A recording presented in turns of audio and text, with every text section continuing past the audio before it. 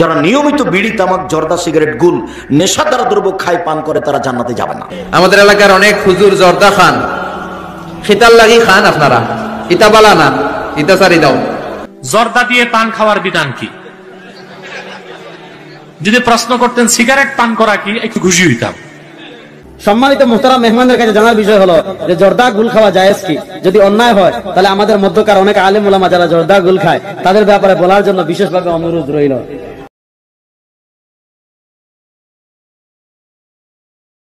3 শ্রেণীর মানুষ জান্নাতে যাবে না, দিন রাত বলছে। 3 শ্রেণীর মানুষ জান্নাতে যাবে না, দিন রাত বলছে, তার মধ্যে আপনি আছেন একজন। রাসূল সাল্লাল্লাহু আলাইহি ওয়াসাল্লাম বলছেন, মুদমিনুল খামর, যারা নিয়মিত বিড়ি, তামাক, জর্দা, সিগারেট, গুল, নেশাদার দ্রব্য খায়, পান করে, তারা জান্নাতে যাবে না। আব্দুর রাজ্জাক সাহেব, বিড়ি, তামাক, জর্দা, সিগারেট এইগুলো কি নেশাদার দ্রব্য? আপনি এইভাবে বলছেন যে যারা বিড়ি, তামাক, জর্দা, সিগারেট, গুল খায়, নেশাদার দ্রব্য খায়, তারা জান্নাতে যাবে না।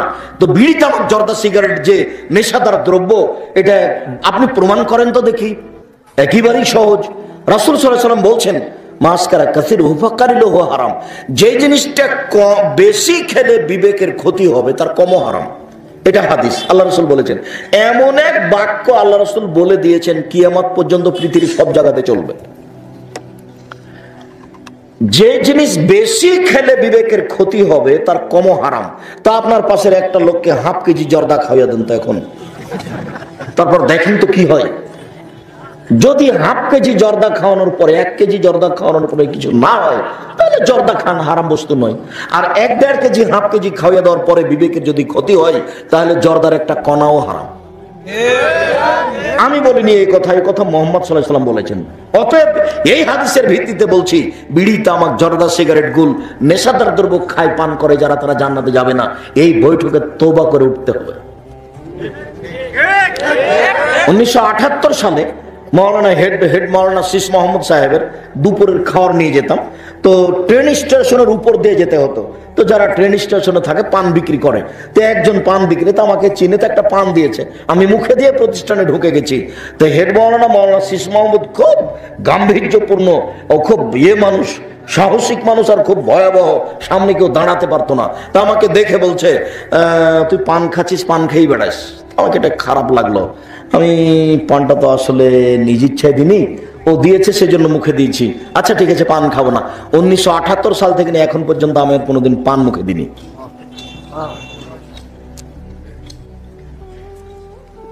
বিড়ি, সিগারেট, জর্দা আপনাকেই ছাড়তে হবে। আপনি মনে করেন না যে গরু ছাগল ছেড়ে দিলেই হবে। আর আপনি পারবেন, গরু ছাগল পারবে না, কেননা গরু ছাগলের উপরে এই বিধান নেই। আমাদের এলাকার অনেক হুজুর জর্দা খান, শীতাল লাগি খান, আপনারা ইতা বালা না, ইতা সারি দাও।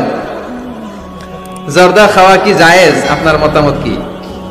ডক্টর জাকির নায়েকের লেকচার শুনেছিলাম, জর্দা তামাক খাওয়া যাবে না। আপনার মতামত জানতে চাই। জি, ডক্টর জাকির নায়েক ঠিকই বলেছেন, জর্দা তামাক খাওয়া যাবে না।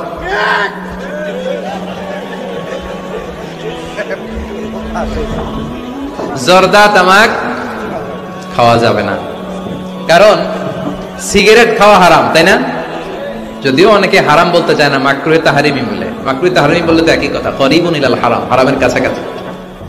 তো সিগারেটে যেটা পুরে পুরে খায়, আগুন দিয়ে পুরায় খায়, জর্দার মধ্যে ওটা আস্তে আস্তে চাপায় খায়। কথা বলেন তো, সিগারেট যদি হারাম হয়, জর্দা তো আরো আগে হারাম। এই জর্দা, সিগারেট এগুলোর সাথে মুসলমানের সম্পর্ক নাই। এই সিগারেটের যে ধোঁয়া, এটা জাহান্নামের আলামত। ধোঁয়া পাওয়া যাবে কই? কথা কয় না, জাহান্নামে থাকবে আগুন। সিগারেট খেতে কি লাগে? আগুন খায়, আগুন পেটের ভিতরে ঢুকে, আসে না নাই? পৃথিবীতে সিগারেটটা এমন একটা খাবার, এই একটা খাবারই শুধু টয়লেটে বসে খাওয়া যায়। কথা খুব কা, তাই না? সিগারেট ছাড়া কোনো জিনিস কেউ কোনোদিন টয়লেটে বসে খায় না, শুধু সিগারেটই খায়। আবার সিগারেট হয় টোবাকো প্ল্যান্টস থেকে, মানে তামাক পাতা থেকে। তামাক গাছ আসেনি এখানে? তামাক গাছ যেখানে চাষ করে ওইখানে কোনো বেড়া দেওয়া লাগে না, ওটা ছাগলও খায় না। ছাগলেও খায় না, ছাগলও মুখ দেয় না। তো যেটা ছাগলে খায় না, ওইটা আশরাফুল মাখলুকাত খেতে পারে? কথা বলেন।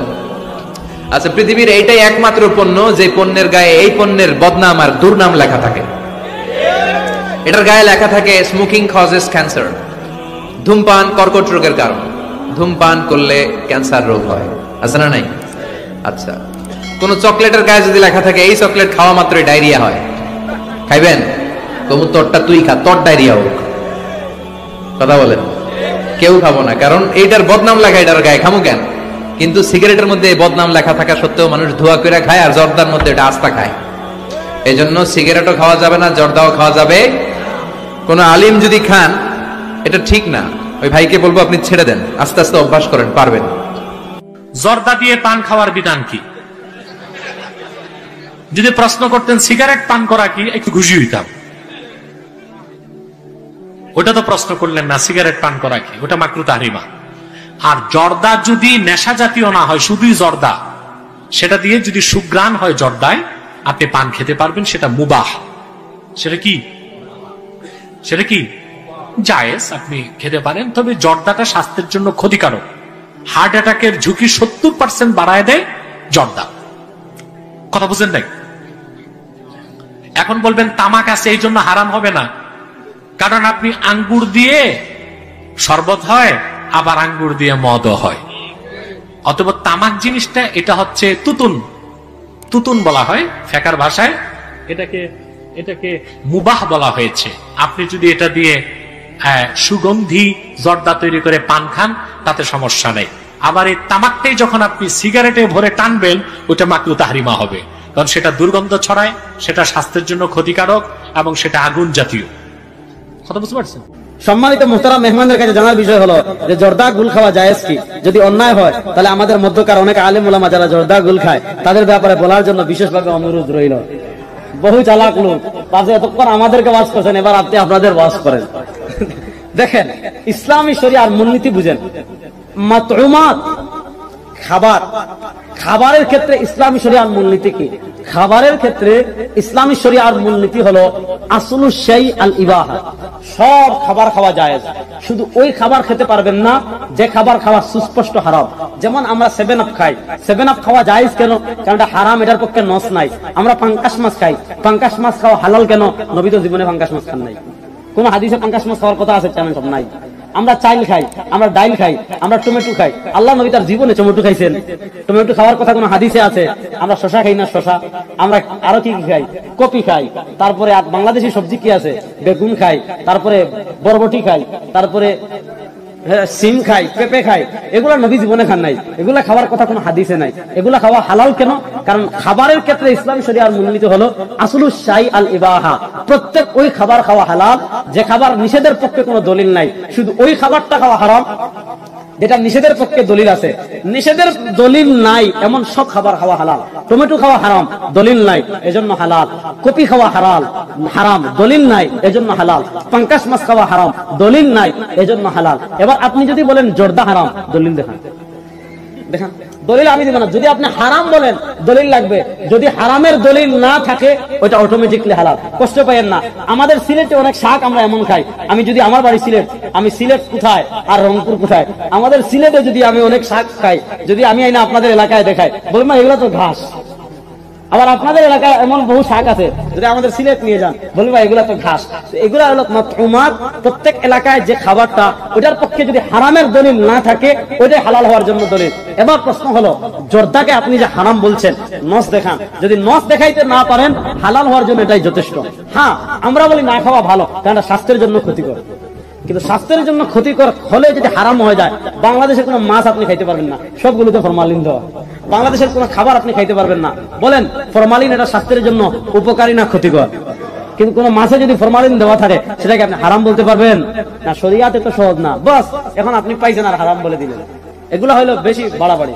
আল্লাহ সবাইকে হেফাজত করুন। কোরআন হাদিসের কোথাও জর্দা শব্দ নাই, কোন আলেম বলতে পারবে না। কোরআন হাদিসের কোথাও জর্দা শব্দের আরবি উল্লেখ করে হারাম বলার হারাম ফতোয়া আছে? নাই। জর্দা পাইলেন কই? বলবে তাবিল করে বের করছি, তাহলে ইস্তেহাদ করে বের করছি। আমরা তো হিডেই কই, ওই ইস্তেহাদটাই তো মাযহাব।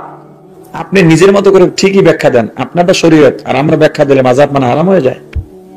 আর একটা সহজ কথা, লা মাযহাবিদের মাঝে এখন যারা খুব পরিচিত আলোচক, এর মধ্যে শেখ আব্দুর রাজ্জাক বিন ইউসুফ একজন, মুজাফফর বিন মহসিন একজন, বেআলেম পণ্ডিত ব্রাদার রাহুল একজন, এরকম আর কয়েকজন আছে। এই তো এরা যে কথা বলে, আমার কথা হয়েছে আপনি ভালো করে বুঝে শুনে জবাব দিবেন। এটা শায়েখ আব্দুর রাজ্জাক বিন ইউসুফ এই কথা একমত হবেন। শায়েখ আব্দুর রাজ্জাক বিন ইউসুফের তাকওয়া বেশি ছিল না ইমাম আবু হানিফার তাকওয়া বেশি ছিল? শায়েখ আব্দুর রাজ্জাক বিন ইউসুফের ইলম বেশি ছিল না ইমাম আবু হানিফার ইলম বেশি ছিল? আমল শায়েখ আব্দুর রাজ্জাক বিন ইউসুফের বেশি ছিল নাকি ইমাম আবু হানিফার বেশি ছিল? ইমাম আবু হানিফা তাবি, তিনি তাবি, সাহাবীদের দেখেছেন সরাসরি। ইমাম আবু হানিফা এশার নামাজের পরে 40 বছর এশার নামাজের পরে ঘুমান নাই। এশার নামাজের পরে নামাজ আদায় করতে করতে, তাহাজ্জুদ পড়তে পড়তে, জিকির করতে করতে, তেলাওয়াত করতে করতে, কিতাব মুতালা করতে করতে ফজর করে দিয়েছেন। ইমাম আজমের তাকওয়া সারা দুনিয়ার মানুষের তাকওয়া এক জায়গায় করলে সমান হওয়া সম্ভব নয়। এবার বলেন, ইমাম আবু হানিফা যে কথাটা বলেছেন আমাকে, আমার কাছে সেটার গুরুত্ব বেশি না শায়েখ আব্দুর রাজ্জাক বিন ইউসুফের কথাটার গুরুত্ব বেশি? এবার আপনার সুয়ালে মুকদ্দার, শায়েখ আব্দুর রাজ্জাক বিন সে তো নিজের থেকে বানায় কয় না, হাদিস থেকে কয়, কথা বলে না। আমার কথা বোঝেন আপনারা? হাদিস থেকে বলেন, ঠিক আছে হাদিস থেকে বলেন। উনি যে হাদিস শিখলেন, এইটাই যে হাদিস, এটা উনি কোথায় পেলেন? বোঝেন? এটা হাদিসের বই, এটা বুখারী শরীফ, এটাই যে হাদিসের বই, এটাই যে রাসূলের কথা, এটাই যে সাহাবীদের থেকে সঠিক সহিহ হাদিস আসছে, এটা আপনি কোথায় পেলেন? আপনার কাছে রাসূল আসছিলেন নাকি ইমাম বুখারী স্বয়ং আসছিলেন নাকি সাহাবী আসছিলেন? আপনি বলবেন আমার ওস্তাদ থেকে আমি শুনেছি। আপনার ওস্তাদ যে সঠিক, এই দলিল আপনি কোথায় পেলেন? আপনি যদি আপনার ওস্তাদের কথা বিশ্বাস করে ওটাকেই আপনি দ্বীন মনে করেন, আমি আবু হানিফার কিতাব করে দ্বীন মনে করতে পারবো না কেন? আল আমিন ফরিদপুর থেকে এবং মহিবুল মুরসালিন খুলনা থেকে একই ধরনের প্রশ্ন করেছেন। পানের সাথে যে জর্দা খাওয়া হয় এটার শরঈ মাসআলা কি? এলাকার মধ্যে দুটো দল তুমুল বেগে একে অপরকে ঘায়েল করছে। পানের সাথে জর্দা খাওয়া, এটি হলো আসলে জর্দার বিভিন্ন কোয়ালিটি হয়, বিভিন্ন ধরন হয়। তো যেই ধরনের যেই জর্দাগুলো মানুষের শরীরের জন্য ক্ষতির কারণ হয়, স্বাস্থ্যের জন্য ক্ষতিকর যদি প্রমাণিত হয়, তাহলে সেই জর্দা খাওয়া এটি জায়েজ হবে না। বোন রহিমা, পান খাওয়া এটাকে ইসলাম শরীয়তের দৃষ্টিকোণ থেকে হারাম বলার কোনো কারণ নেই যদি কেউ নর্মাল শুধু পান খায়। কারণ পানের খাওয়ার পরে শরীরে কোথাও নিষেধাজ্ঞা নেই এবং এটা খেলে যে শরীরে কোনো নিষেধাজ্ঞা লঙ্ঘন হয় সেরকমও নয়। তবে পানের সাথে যখন জর্দার ব্যবহার হবে, জর্দা খাবেন, তখন জর্দা যেহেতু তামাক, বেশিরভাগ জর্দাই, অতএব ওই তামাক বিশিষ্ট জর্দা খাওয়া একজন মুসলমানের জন্য জায়েজ নাই, কারণ সেটা নেশা উদ্রেককারী। তবে যদি সেখানে মিষ্টি জর্দা থাকে, যেমন আপনার মশলা জাতীয় কিছু থাকে, কালোজিরা ইত্যাদি থাকে অনেক সময়, অথবা গুয়ামুর ইত্যাদি যদি থাকে, তাহলে সেরকম কোনো জর্দা বা সেরকম কোনো আপনার মিষ্টি কোনো কিছু যদি খায়, তাহলে সেক্ষেত্রে ওই হারামের বা নিষিদ্ধের আওতা সেটি পড়বে না। শুধু পান খেলে সেটা কোরআন হাদিসের কোনো নিষিদ্ধ কাজ করা হয় বলে আমরা মনে করি না, বিধায় এটাকে আমরা জায়েজ মনে করি।